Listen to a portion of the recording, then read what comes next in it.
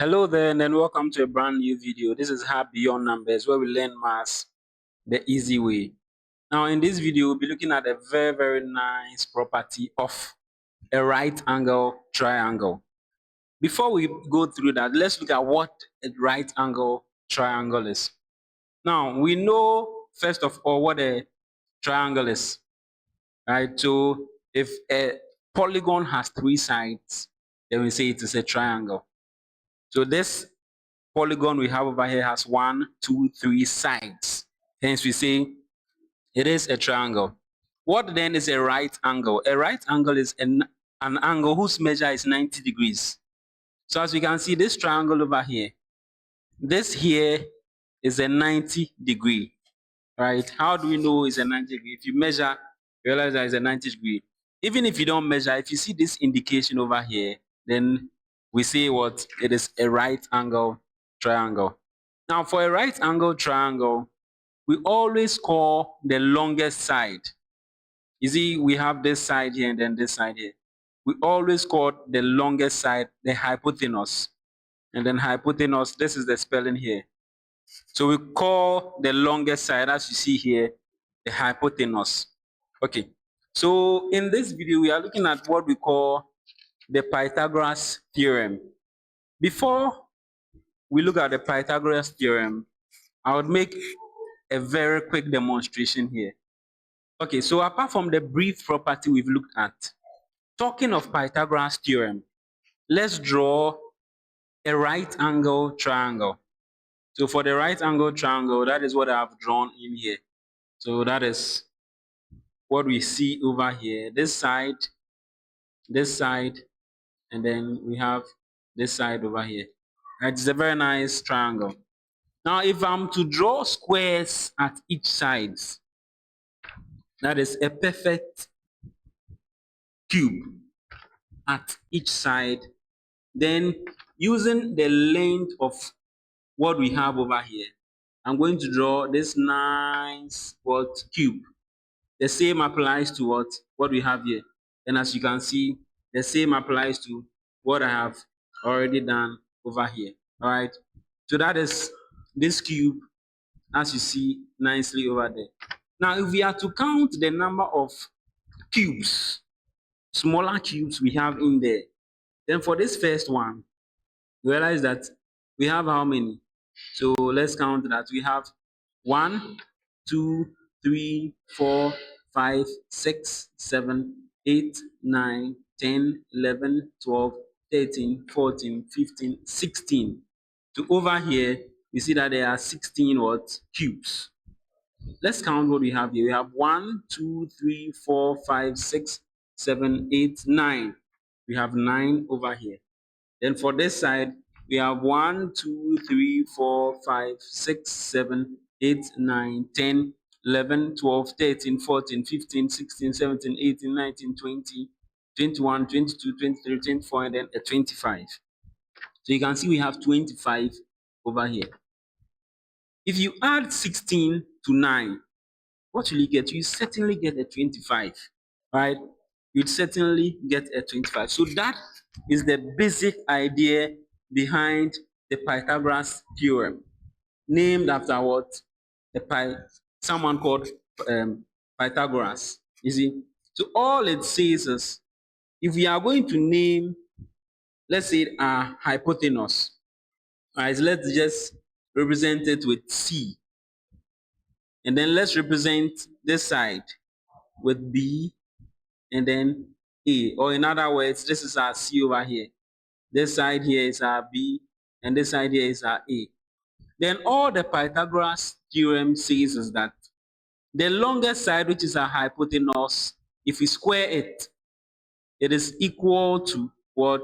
The sum of the square of the other two sides. So A squared plus B squared. So all it's saying is the square over here, this square, so the square over here, it is equal to the sum of this square and then this square. That is the basic understanding of the Pythagoras theorem. So if we want to reduce it into what? Simple triangles, that is what we have here, as you can see here.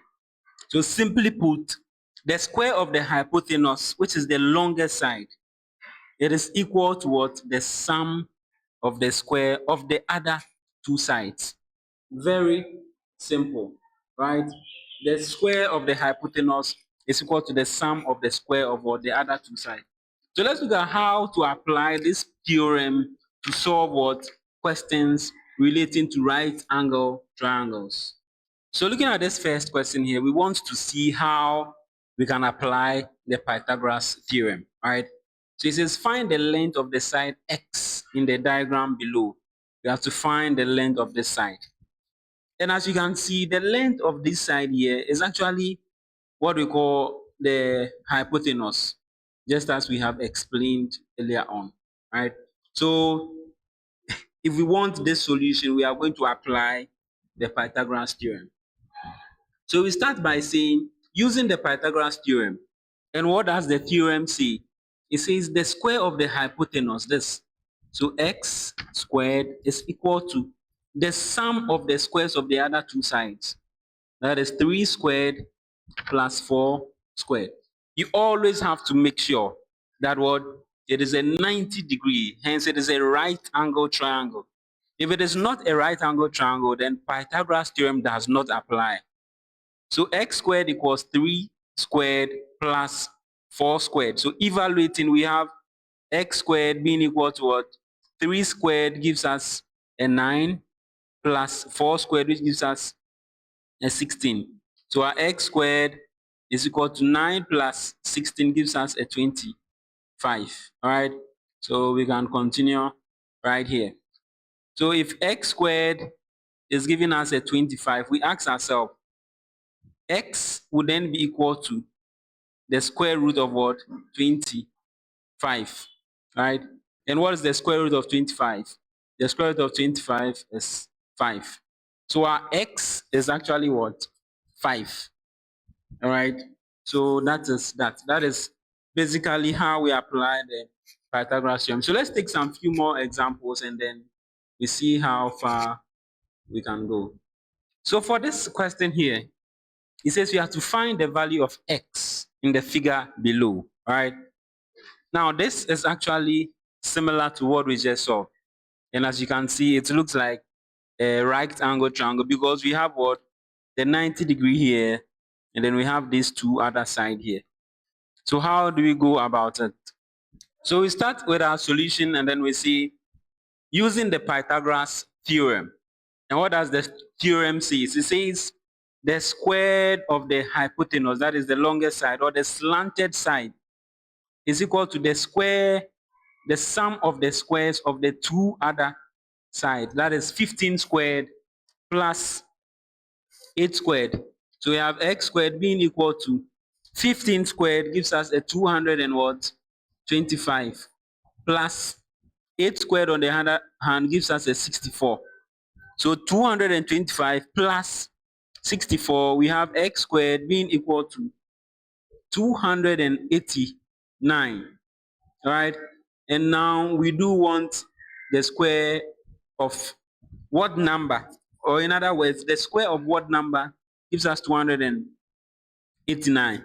You can go directly by finding the square root, or you can directly change this one. That is, if this is a perfect square. So x squared is equal to the square root of what? 289. That is, if we find the square root of both sides. Then as we know, this square root cancels out the square. Then we'll be left with what? X. So our x is equal to the square root of 289, which is what? 17. And remember, we're given units. So if you finish, you present your answer also in units. Right? So basically, this is a fair or basic idea on what? The Pythagoras theorem. You should be able to solve other questions, especially if, let's say, the x is given as one of the sides. It is all about making that side the subject. So I'll just write out some questions you can try on your own and then test your understanding. If this is your first time on this channel, this is Hard Beyond Numbers, where we make maths or learn maths the easy way.